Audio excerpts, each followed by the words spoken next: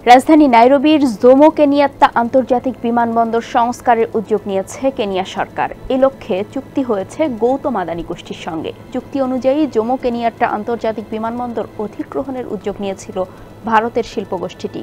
তবে স্থানীয়দের আন্দোলনে শঙ্কার মুখে পড়েছে সেই প্রক্রিয়া। টাইমস অফ ইন্ডিয়া জানিয়েছে, চলতি বছরের শুরুতে $185 কোটি বিনিময়ে জোমো কেনিয়াত্তা ইন্টারন্যাশনাল এয়ারপোর্ট পরিচালনার প্রস্তাব দিয়েছিল আদানি এয়ারপোর্ট হোল্ডিংস লিমিটেড। এর মধ্যে ছিল বিমানবন্দর সংস্কার, একটি নতুন রানওয়ে তৈরি, নতুন টার্মিনাল ভবন নির্মাণ, পুরনো ট্যাক্সিওয়ে সংস্কার ও দুটি নতুন ট্যাক্সিওয়ে নির্মাণ। এসব প্রকল্প 2029 সালের মধ্যে সম্পন্ন করার প্রস্তাব দিয়েছিল গোষ্ঠীটি। সেই সঙ্গে আরও কিছু কাজের জন্য আদানি আরও $9 কোটি 20 লাখ প্রকল্প প্রস্তাব দেয়। 30 বছর মেয়াদে বিমানবন্দর পরিচালনা করতে চেয়েছিল তারা। মেয়াদ শেষে উভয় পক্ষের সমঝোতার ভিত্তিতে কেনিয়া সরকারের কাছে বিমানবন্দর হস্তান্তরের প্রস্তাব দিয়েছিল আদানি গোষ্ঠী। একই সঙ্গে নাইরোবি শহরে ব্যবসা কেন্দ্র ও হোটেল মোটেল নির্মাণের প্রস্তাব দিয়েছিল তারা। বিভিন্ন আন্তর্জাতিক গণমাধ্যম সূত্রে জানা যায়, আদানি শিল্পগোষ্ঠীর দেয়া প্রস্তাবে সম্মতি ছিল কেনিয়া সরকারের। সেই অনুযায়ী চুক্তির দিকেও এগিয়েছে দুই পক্ষ। তবে সম্ভাব্য চুক্তি ও অধিগ্রহণের তথ্য প্রচারের পর ধর্মঘটের ডাক দেয় কেনিয়ার বিমানবন্দরের কর্মীদের সংগঠন কেনিয়া এভিয়েশন ওয়ার্কার্স ইউনিয়ন। এর পরিপ্রেক্ষিতে কেনিয়া সরকারের বিরুদ্ধে মামলা করে দেশটির মানবাধিকার কমিশন।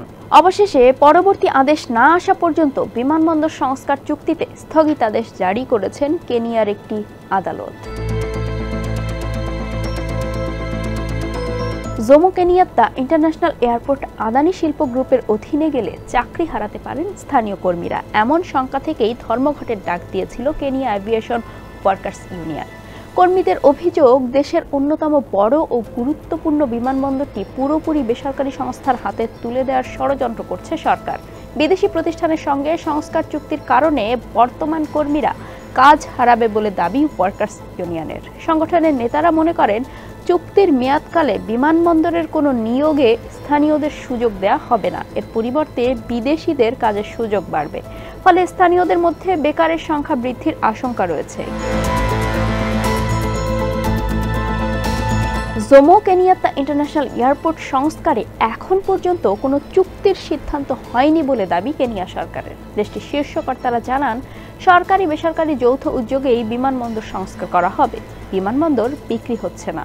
আর বিমানবন্দর রক্ষণাবেক্ষণের দায়িত্ব কোন পক্ষের কাছে থাকবে সে বিষয়েও চূড়ান্ত সিদ্ধান্ত হয়নি। তবে সরকারের এমন আশ্বাসেও থামছে না বিমানবন্দর কর্মীদের আন্দোলন।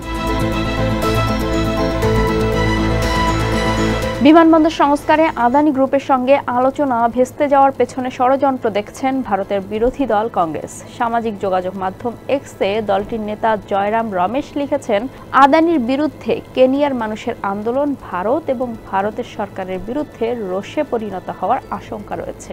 এই ঘটনা ভারতের বিরুদ্ধে জনমত গঠনে ইন্ধন যোগাতে পারে। সরকারের দেওয়া বিবৃতিতেও থামছে না কর্মীদের আন্দোলন। এ নিয়ে নতুন প্রশ্ন উঠেছে গণমাধ্যমে। বলা হচ্ছে, কেনিয়ার বিমানবন্দরের শ্রমিকরা কি প্রতিবেশী চীন দ্বারা প্রভাবিত? সংবাদ মাধ্যমের তথ্য বলছে, বিপুল ঋণের জালে আটকা পড়েছে প্রাকৃতিক সম্পদে ভরপুর কেনিয়া। এর বড় যোগানদাতা চীন। যদিও চীন কেনিয়াকে কি পরিমাণ ঋণ দিয়েছে তা জানায়নি কোনো পক্ষই। তবে এটি $400 কোটি কম নয় বলে দাবি গবেষকদের। এর ঋণের ফাঁদ থেকে রক্ষায় কেনিয়ার কোনো একটি বিমানবন্দরের মালিকানা চীনের কাছে হস্তান্তরের আশঙ্কা রয়েছে বলে জানিয়েছে বিভিন্ন গণমাধ্যম। যদিও একে অপপ্রচার হিসেবে উল্লেখ করেছিল কেনিয়া সরকার। শীর্ষ কর্তাদের মতে, ঋণ মেটাতে কোনোভাবেই বিদেশি রাষ্ট্রের কাছে কোনো জাতীয় সম্পত্তি হস্তান্তর করা হবে না। তবে কেনিয়া বা আফ্রিকার কোনো দেশে ভারতীয় বিনিয়োগের বিষয়টি মোটেও ভালোভাবে নিচ্ছে না চীন। তাই কেনিয়ার বিমানবন্দরে কর্মী সংগঠনের বিক্ষোভের নেপথ্যে বেজিংয়ের ষড়যন্ত্র দেখছে ভারতীয় সংবাদ মাধ্যমগুলো।